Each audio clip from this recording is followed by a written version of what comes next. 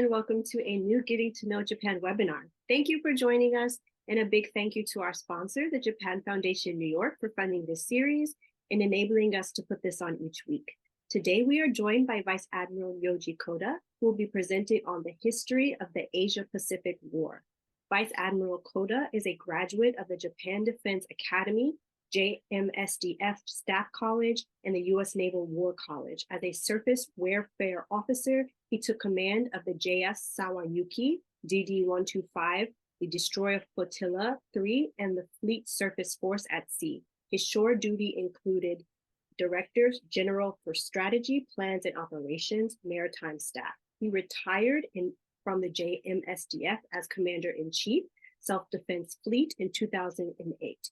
He has made in-depth research on China's current naval strategy at the Asia Center from Harvard University and served as an advisor to the National Security Secretariat of the GOJ. Since retiring, Vice Admiral Koda has been working as a senior advisor for the Japan Maritime United Corporation, one of Japan's major shipbuilders. He is also a proficient writer on maritime and security affairs. In addition to his writing, he regularly takes part in many international security and maritime conferences, both in Japan and in foreign countries. You can find Vice Admiral Koda's full bio, as well as some of his recent articles listed on our event page. Vice Admiral Koda, it is a pleasure to have you with us here today. I'll let you take it from here. Yeah, thank you, Manny. Okay, we got first battle damage, so we lost 15 minutes. So now, yeah, let's go into my presentation as quick as possible. So please put my first slides on.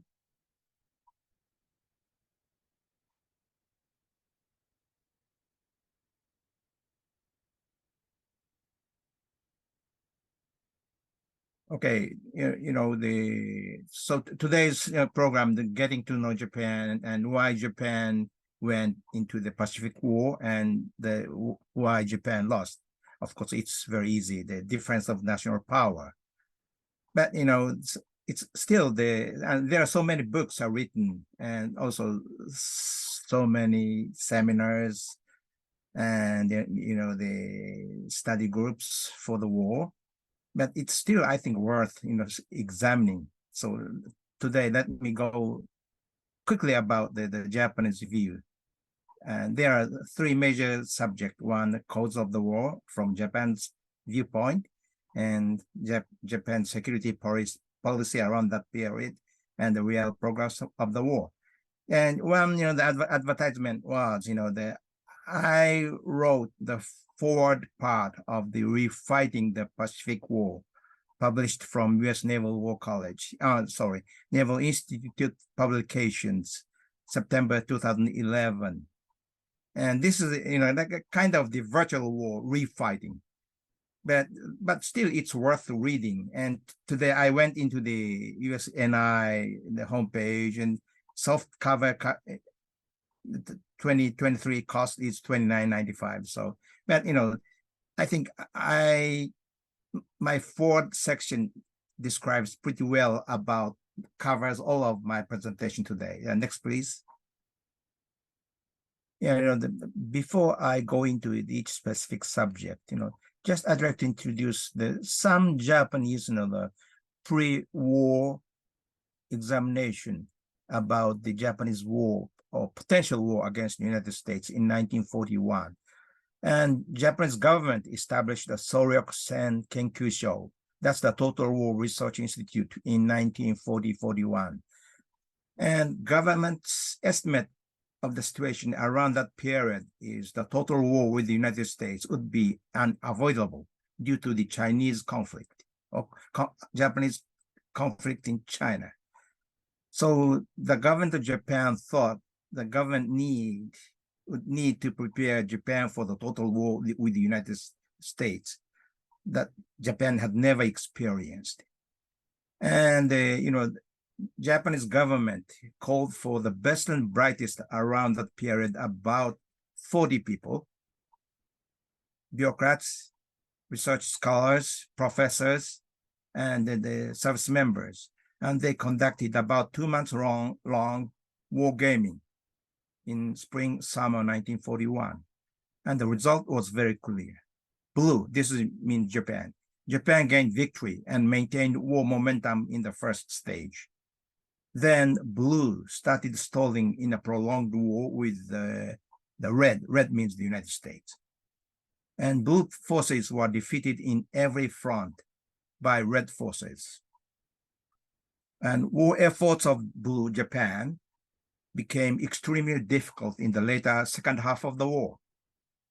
And at the last moment, green, the Soviet Union, would join the red. And defeat of blue was clear and unavoidable. This is the kind of the Japanese, the war gaming, result of war gaming presented to the government by the best team about half a year before the Pearl Harbor operations. But Japanese government, of course, they listened to those results, but they decided to go for the war by various reasons. But one of the major reasons was Japanese experience in the past. The Sino-Japanese War in 1894-95. That's the first unthinkable war against Japan, of Japan against the sleeping giant, then the Qing dynasty. And then 1904 and 05. That was another unthinkable war against the big bear Russia. And just roughly speaking, the national capability around that period was about 1 to 10. Very inferior position was Japan. But Japan barely managed the war. And they successfully brought the war termination.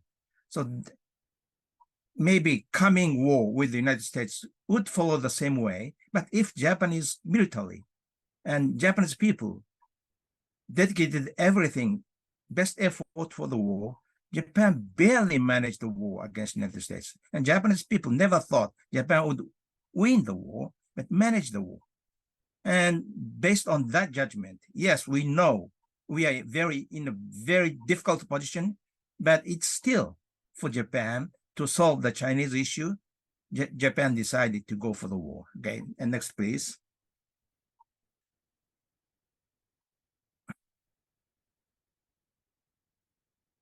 Okay, and the first subject, cause of the war. Why? What it was the real reason for Japan to go for the war. And to examine this subject, it's better to go back to the Japanese fundamental strategy document called Teikoku Kokubo Hoshin. It's the Imperial Japan's defense concept. And the first original was written in 1907, 2 years after the end of the Russo-Japanese War. And, now at this period, the Anglo-Japanese the treaty was concluded. And Japanese fundamental strategy is fight the offensive operation in foreign territory. And hypothetical enemy was Russia and USA. And first revision was made in 1918. Of course, as you know, this is the just immediate after the end of the World War I. So Japan rewrite the strategy, but basically no big changes. And hypothetical enemy around that period was still Russia, USA, and China was added. And then the second revision was made in 1923. What year is this? This is, the after of the conclusion of the Washington Naval Treaty. So for Japan, and this is the period for the real peace. So for Japan, the stability would be maintained by international cooperation, not military power, and avoid isolation, but isolate the potential adversaries. And short wars could be the desirable war for Japan. And this period, hypothetical enemy was shifted from first USA, then Soviet and China. And I'll explain this reason. And the third one was the last one, but about 5 years prior to the World War II. Third revision, this is now very unique. Military capability as a basis for the stability of this stage. So Japan get very nationalistic. This provides a striking difference, contrast from the second revision. International cooperation to military power and prepare for the prolonged war, perhaps, most likely, against the United States. And hypothetical enemy still remains US first and Soviet. And multi-union war, multi-nation war, Japan should be prepared for. Okay, next slide, please.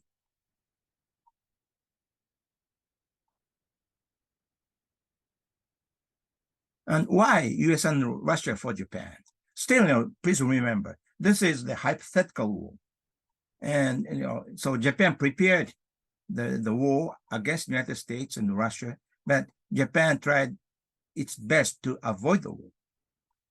But the reason why Japan had chosen the USA and Russia as the hypothetical enemy was the result of the Russo-Japanese War. And as the result of I'd say victory or triumphant result of the Russo-Japanese War, Japan gained interest in Korean Peninsula. Cession of the southern half of the Sakhalin Islands. And also Japan gained the lease of the Russian-occupied Dalian and Port Arthur. And also Japan gained the right of the operational rights of the East Chin Railway between Lushun and the Chang'an. And by doing this, Japan established the first footprint in southern Manchuria, or eastern tip of the Eurasian continent. For Japan as an island nation, now becomes the island and the continental power. So this really changed the security planning of Japan. So, but USA had some concerns about Japanese, the invasion into the Europe, the Manchuria, southern Manchuria. And first, let's examine Russia. Russia remained still supergiant after the Japanese triumphant victory of the Russo-Japanese War, because, for Japan had now had a new responsibility to defend the southern Manchuria. Against whom? That's Russia. And Imperial Japan, especially Imperial Japanese Army, was exhausted by all-out Russo-Japanese War. So practically, Japanese Army had no capability to refight all-out head-on war against Russia. So that's the reason why Japan put Russia as the highest hypothetical enemy. And how about the United States? Still, the US and Japan was very friendly after the war. So US proposed a joint development of southern Manchuria. Yes, and there was an agreement between the Prime Minister Katsura and Harriman in 1905, the great American businessman, Edward Henry Harriman, and to jointly develop the southern Manchuria. But this is still the private agreement between Prime Minister and Mr. Harriman. So Japanese cabinet and Japanese people were strongly against that, because for the Japanese people, the southern Manchuria was the Japanese new frontier gained by blood of 100,000 Japanese soldiers in Russo-Japanese War. So why do you have to share our gain with the United States? This is a very, very emotional thing and non-strategic thing. But of course, the national opinion, public opinion, sometimes control the national policy. So the Japanese people wanted Imperial Japan should monopolize the southern Manchuria. So this is a kind of the breaking point between Japan and the United States. Next, please.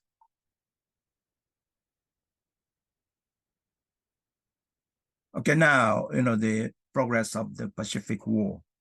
Okay, next, please. Oh, by the way, this picture is pretty familiar with the Americans, right? And very quickly, since my time is very limited. And even a month after the Pearl Harbor attack, there was a dark shadow of the U.S. Navy's carrier force after Pearl Harbor. And this picture shows, the U.S. carrier task groups hit and run operations against the Japanese frontline outer posts: Marcus Island, Wake, and Rabaul, and Laya Salamaua. And this is really the annoying, the U.S. operations. Of course, this is before the Battle of Coral Sea or Midway. But even 2 or 3 months after the Pearl Harbor, the U.S. started making a kind of the very maneuver operations against Japanese, the forward, the military spots. And this really made the Japanese planning very complicated. So brave American or U.S. Navy carrier battle group really confused the Japanese thinking. Okay, next, please. And then, in the April, Imperial combined fleet of the Imperial Japanese Navy was still engaged in the Indian Ocean operations to clear all the British fleets in the Eastern Indian Ocean.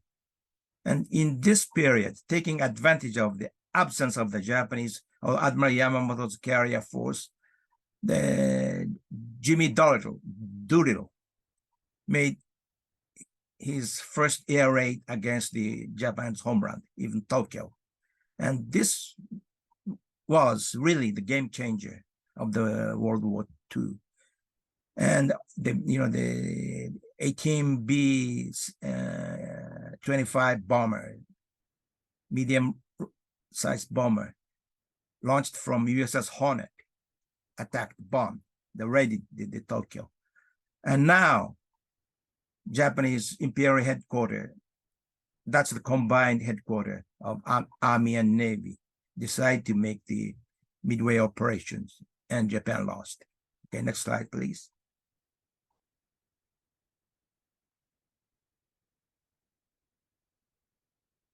Okay, then, the quick question. What is the tide turning battle in the Pacific War to the Americans? Could it be Coral Sea, May 49? Midway, June 49? Or Solomon Islands from Guadalcanal Canal to Rabaul? It's a kind of prolonged war. Or Central Pacific counteroffensive, starting from the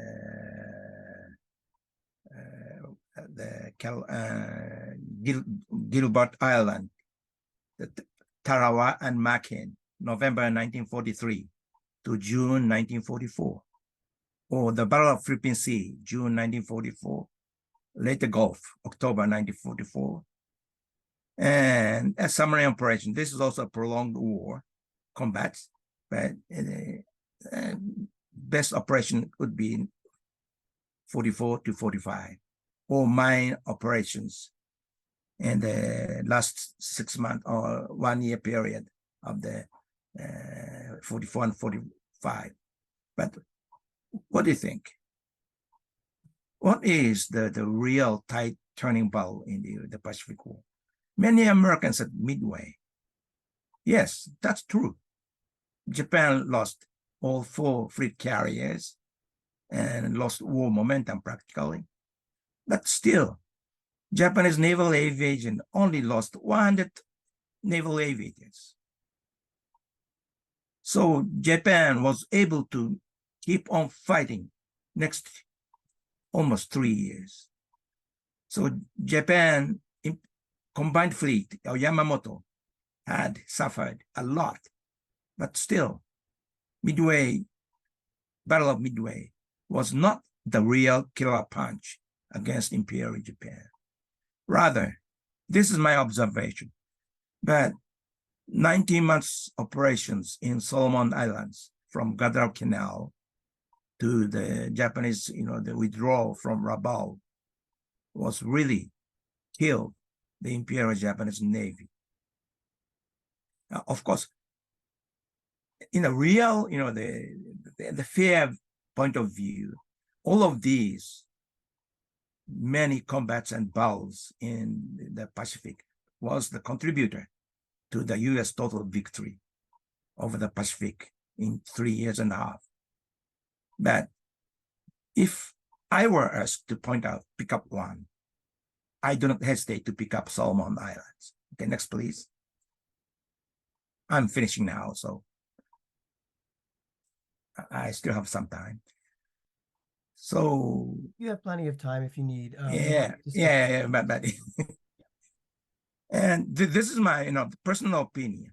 Again, understanding the Battle of Midway was the real game changer, but still, Japanese combined fleet had some pretty big strategic striking capability against U.S. pack fleet.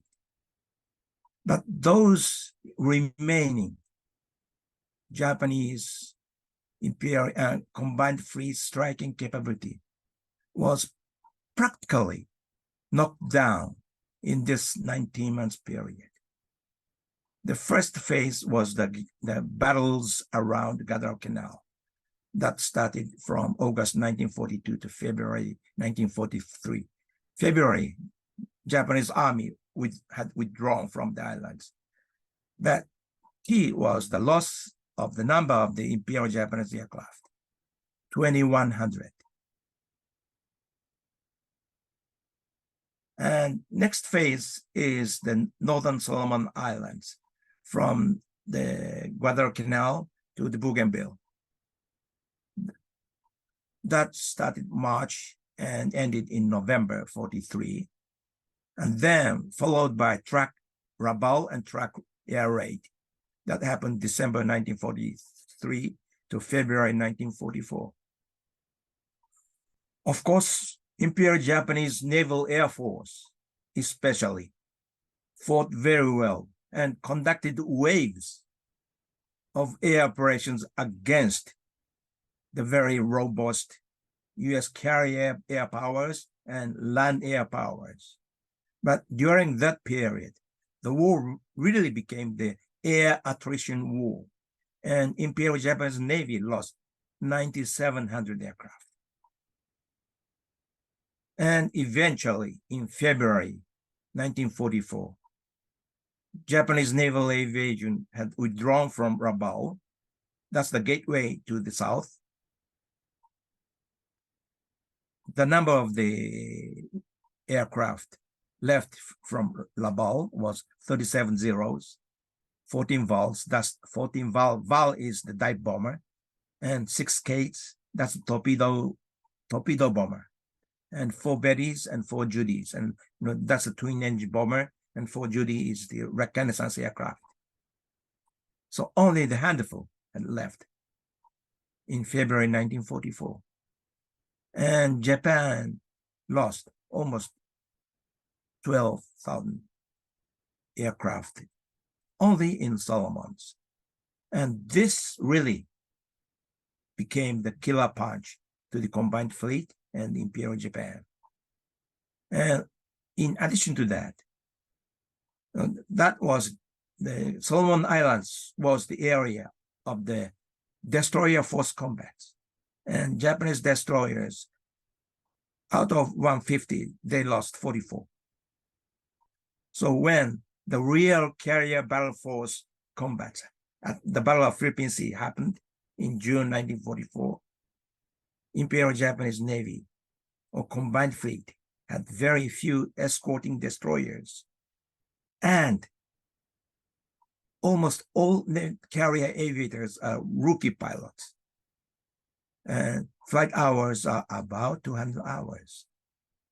200 hours means really they do not know how to fight, how to make the real killer dive bombing or killer torpedo attacks.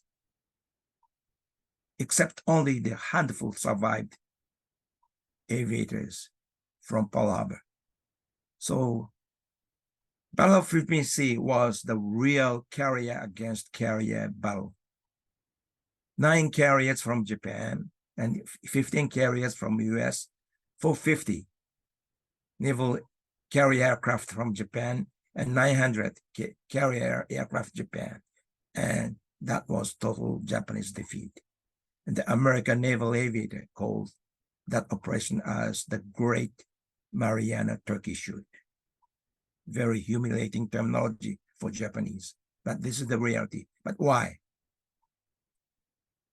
Total air attrition war in the Solomons really took all Japanese air strategic strike capability out.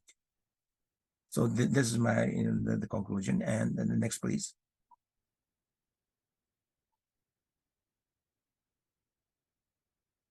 And this is my remarks to U.S. service members, especially Navy and Marine service members. I don't want you not to repeat the failure of the Imperial Japan and combined fleet. It's, no, I don't read, but you can read very quickly.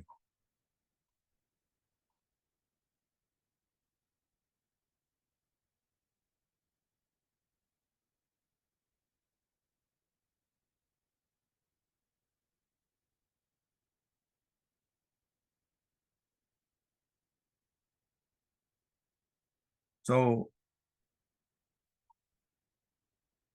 I personally still have a great pride of Japanese sailors and aviators and Japanese Marines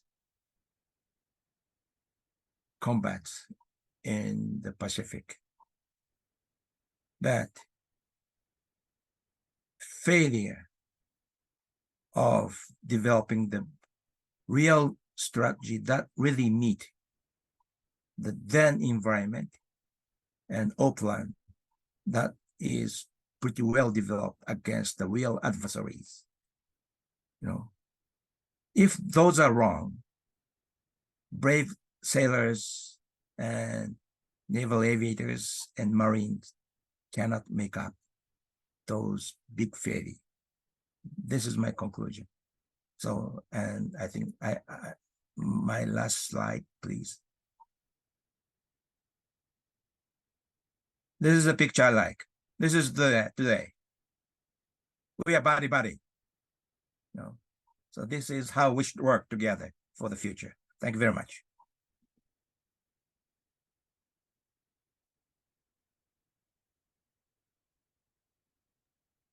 Questions? So, Okay. Thank you so much, Vice Admiral Koda, for your time today. Yes, so let's begin the Q&A session, if that's okay. So I wanted to start off the Q&A session asking you about, so in your presentation, you mentioned that with regards to the West or America, we acknowledge the Battle of Midway as the turning point of World War II, or at least the Pacific theater. And you acknowledge that the Battle of the Solomon Islands was the turning point as far as when Japan or the Imperial Japanese Navy lost a lot during that battle, and it led to essentially their decline. So I'm curious, from your opinion, why do you think the United States or the West refers to the Battle of Midway when, as you mentioned, the Battle of the Solomon Islands was very detrimental to the Imperial Navy? yeah, you know, of course, for U.S. navies or any navies, you know, the winning the combats of the real fighting force. So carrier was the one real fighting force at that time, right? And that's a perfect victory. And not U.S. also lost the USS Yorktown by submarine. But really, you know, the Japan lost the 6 of 4.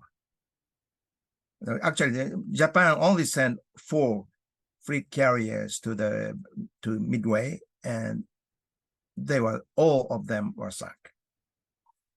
So of course, I myself still think the what is the real game changer. But Battle of Midway, I agree. But at the same time, especially for the Navy strategic thinkers and operational planners, lieutenant commanders and commanders, they have to think about the real cause. My point is, even at the after the Battle of Midway, the Japan had 2 fleet carrier left and about 400 naval aviators and pretty robust land-based naval aviation. So my point is, if you focus too much on Battle of Midway, you would lose the overall picture of the Pacific War. And so, like, say, to knock down somebody at the very beginning, delivering the real killer punch to that person could be one way. But maybe 30 minutes later, he would stand up and refight again. But at the same time, please think about the chronic diseases. It's not so visible, and even the unconscious, but gradually the body of that person was eroded, and eventually he died or she dies. So my point is, don't focus too much on the very the attractive first, delivering the first killer punch. But the key thing is how to treat yourself for prepare yourself for the prolonged war. And also, I didn't mention here, but Japanese basic thought, briefly, but there was very short war because Japan knew the industrial capability of Japan is much, much smaller. And even in the Sino-Japanese War in 1894-5, Japanese national capability was less than 1 to 10. So Japan really wanted to make the short war. And the only hope for Japan to manage and control the war in the Pacific in 1941 was to make the war as short as possible. But the US, I don't know if the real American operational planner thought Guadalcanal would be the operations that would bog down Japan for next 19 months. That could be only the unintended consequence, perhaps. But Japan really became the victim of the bogged down prolonged war and lost most of the Japanese naval air power. Japan poured into 12,000 aircraft, and when they returned from Rabaul, less than 100. That's the reality. So when the Americans, when you think about the coming war against Japan or China, please do not. Of course, situation is very different. Big power, big power. So situation would be different. But Americans should be very careful. American strategic thinker and planner should be very careful. And that's why I focused a little bit on a different area. But still, I think what is the real killer punch to Japan? The Battle of Midway, correct? But chronic diseases, Solomon Islands. Yes, that's my point. Thank you very much. So to get into some questions from the audience, Vivian Ning asked, who does the Soyokusen Kenkyosho report to? Who is this minister overseeing, or who is the minister overseeing it? Okay, so result of the total war gaming was presented to Prime Minister, and almost all cabinet ministers. And General Tojo was at that time the war minister or army minister. And his comment was, yes, what you have provided us today was, I think, correct. But at the same time, the armchair theory and the real combat in the front line would be very different from what you have studied. And Japanese Army and Navy had experienced that type of unthinkable war 40 years ago, before late 19th century and early 20th century. And Japan was able to barely manage the situations. So if we wisely develop our plan and wisely operate and wisely allocate our poor national resources, perhaps we'll be able to bring the war to perhaps what we call 52/48, barely manageable war, to the war termination or armistice. So that's Japanese political leaders at that time hoped. But key question, did they really calculate it? No, just their sense.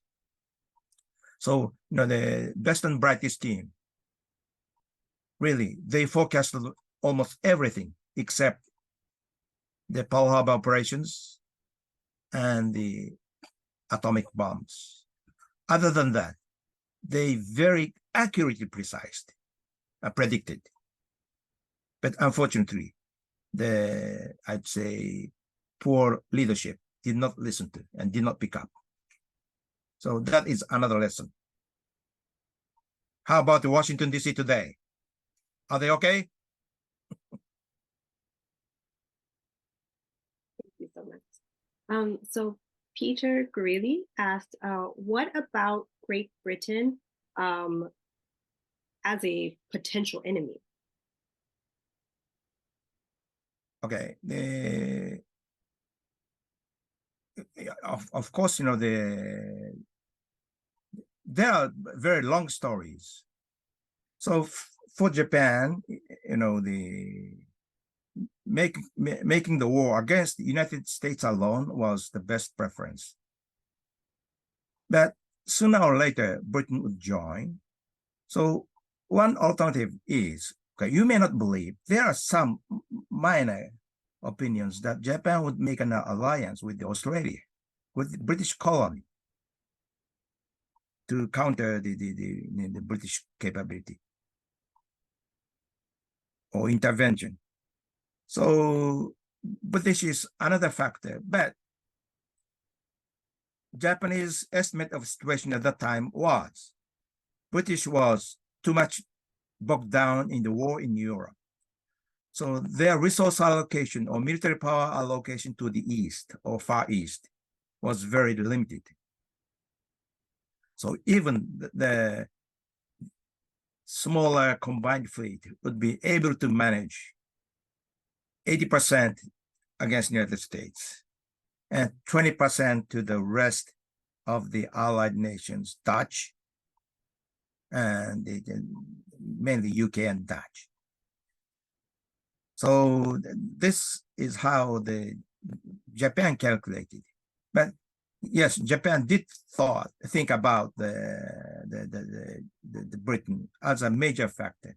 So, it may worth examining the Japanese idea of make an alliance with the Australia. So, the Britain is, yes, but Japanese calculation, their conclusion is yes, and actually Japan managed the Britain.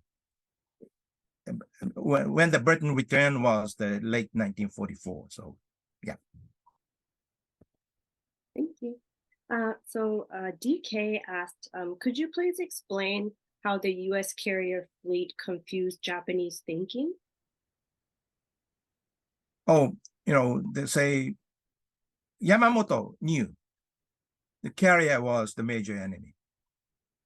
But, by accident, when December the 7th at Pearl Harbor, the carrier was, 3 carriers were out.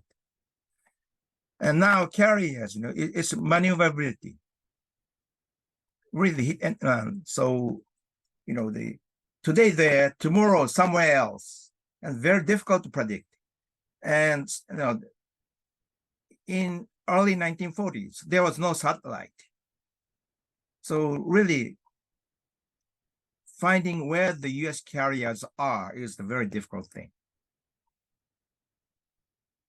So practically, the Yamamoto had no assets to really counter the hit and run operations of US carriers.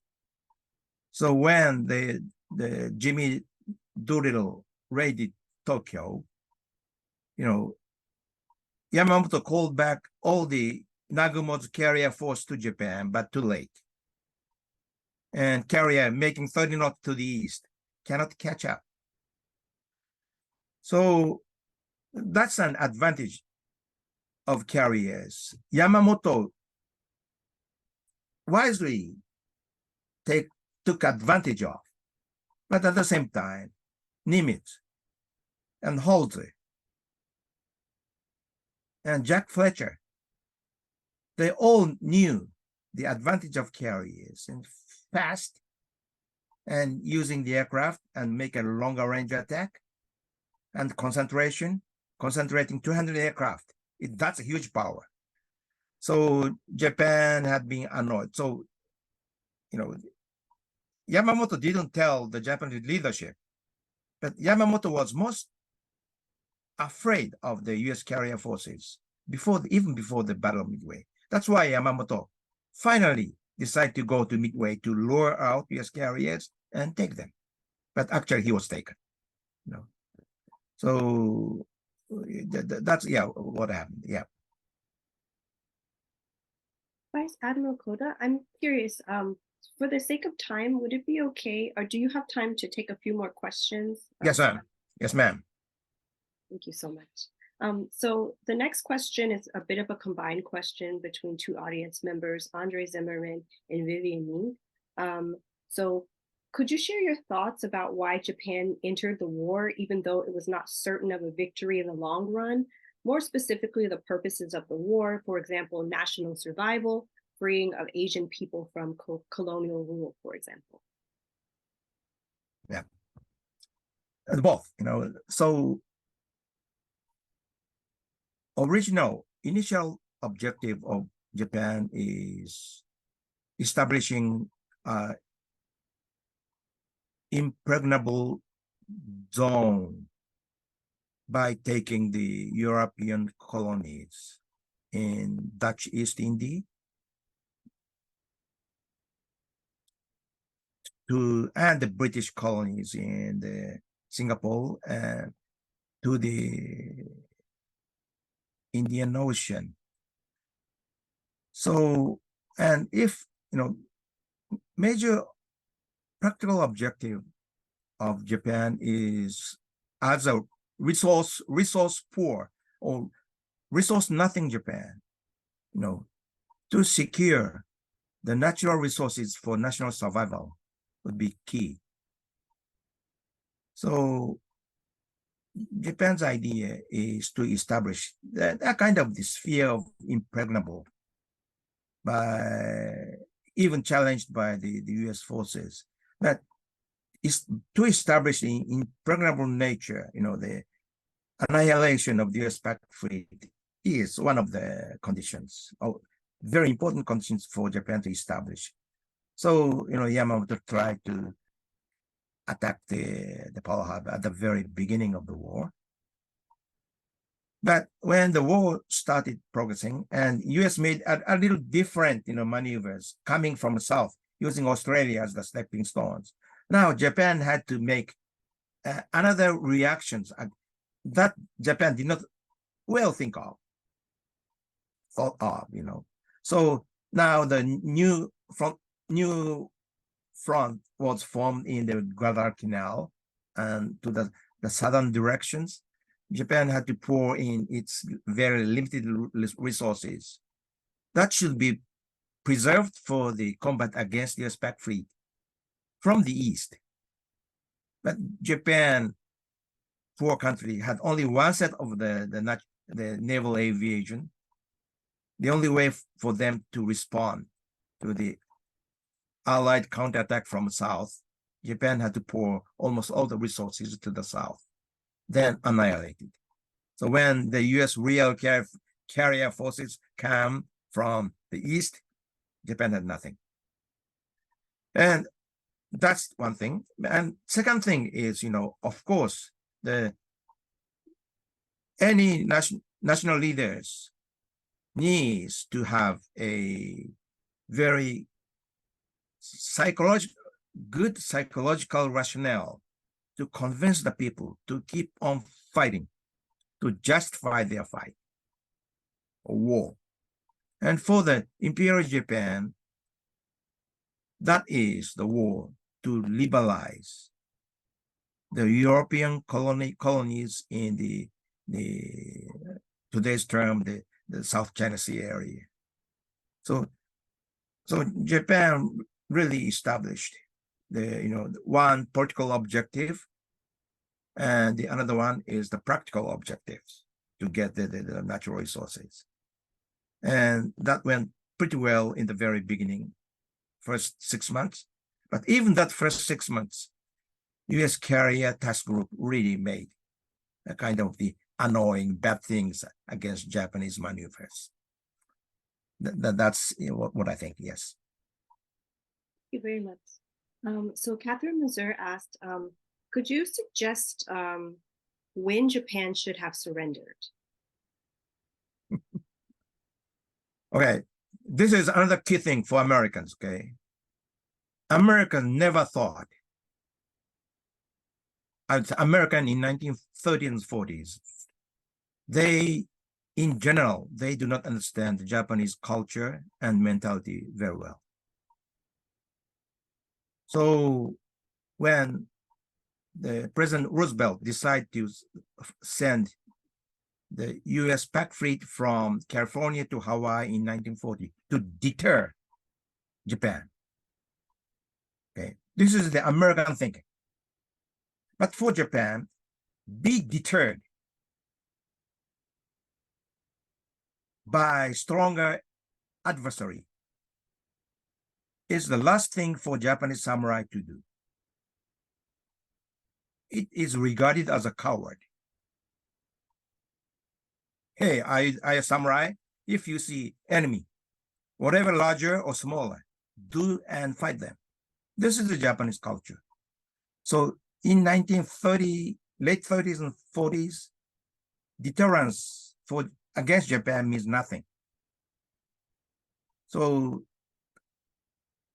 Theodore Roosevelt made really the big mistake.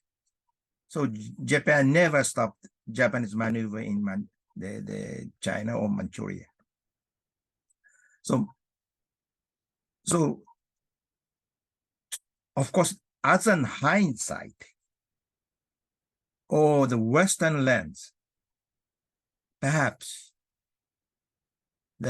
some point in the Battle of Solomons, the best period could be the withdrawal from Rabaul in February 1944, would be the last chance for Japan to surrender. But this is hindsight. And judging from today's thought, Japanese at that time, Japan was still, the nation psychologically controlled by Bushido. So making a surrender to enemy is the last time for samurai warriors to do.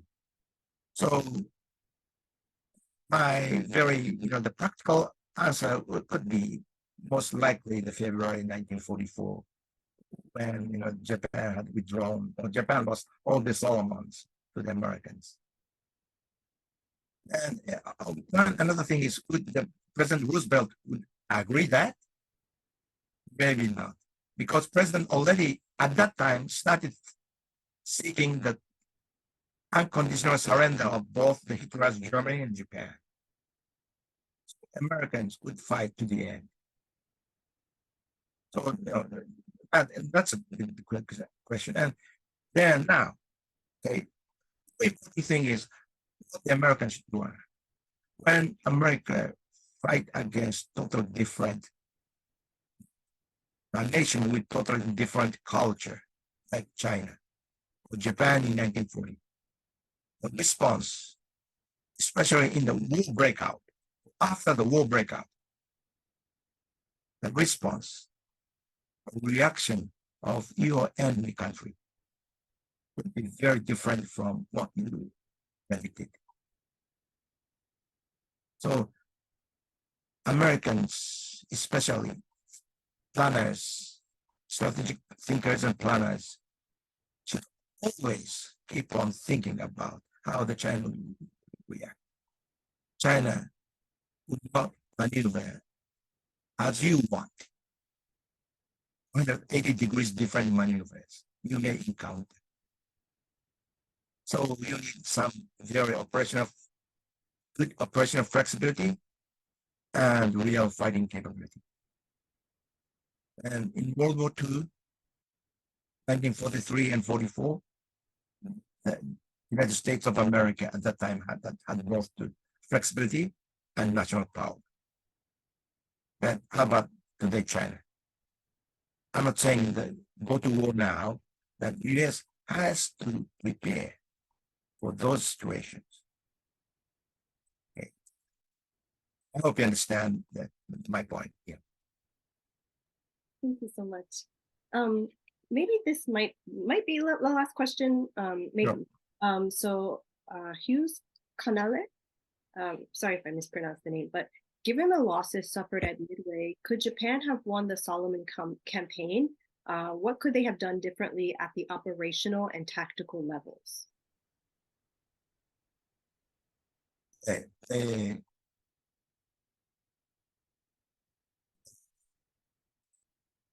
Current operations.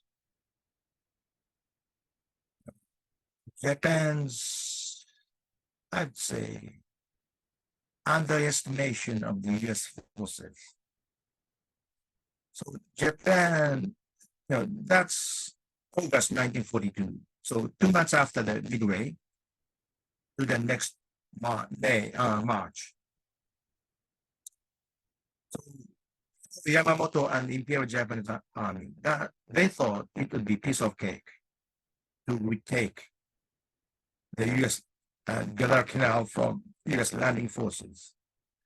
So Yamamoto swarmed his land-based naval aviation and carrier air force to the island, and they lost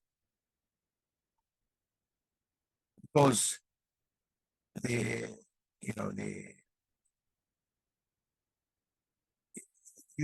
U.S. air powers, Army Air Force, the Navy Carrier Force, and U.S. Marine Aviation are much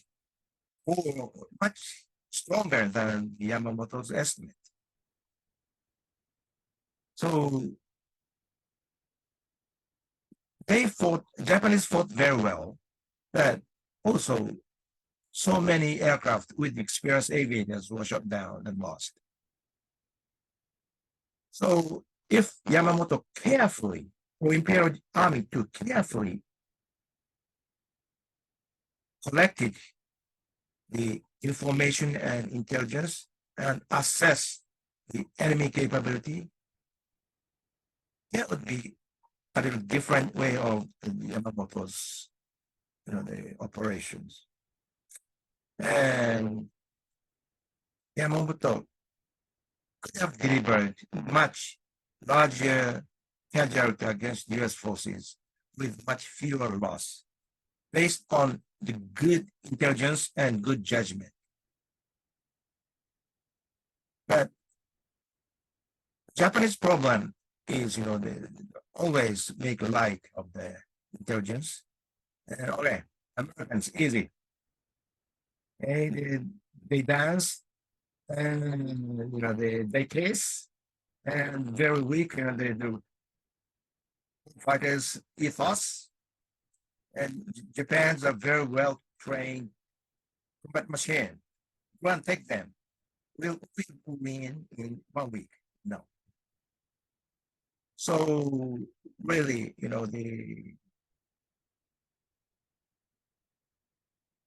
based on the best available intelligence informations and develop the best plan and to make a different plan that Yamamoto didn't. Yamamoto just go. And but there was a trap of the American interceptors and carrier forces. And now, second phase of the Solomon Islands, that the flow of the tide was amplified for 4 times. 2,100 to more than 9,000 aircraft. So that Japanese combined fleet headquarters did not change, just repeated the same operations. And without reassessing, without trying to analyze the reason why so much aircraft are lost and losing, they just repeated. It's not wise man's conduct. So in that sense, Japanese inflexibility was one of the reasons. But even so, eventually Japan would lose the Solomons. But a little better way to fight. And perhaps US Navy or Naval Aviation Marines suffered a little more. That's what I thought. Thank you so much, Vice Admiral Koda, for taking time out of your day to present with us today. And once again, thank you to our program sponsor, the Japan Foundation New York, for funding this series. Everyone, thank you so much for joining us today, and we hope to see you next time. Bye. Thank you. Bye-bye.